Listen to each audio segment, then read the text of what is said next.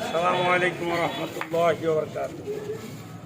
আল্লাহ এবং আল্লাহ রসুলের পক্ষ থেকে গোটা বাংলাদেশের, গোটা পৃথিবীর সমস্ত মানব জাতিদেরকে বলবো, সবাই বরিশাল চরমোনাই বাৎসরিক মাহফিলে অংশগ্রহণ করুন।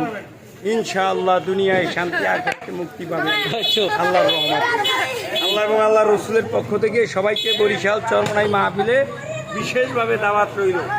উদ্দেশ্য আল্লাহর রাজি খুশি। দোস্ত যাই হোক, কামে লাগবো ইনশাআল্লাহ।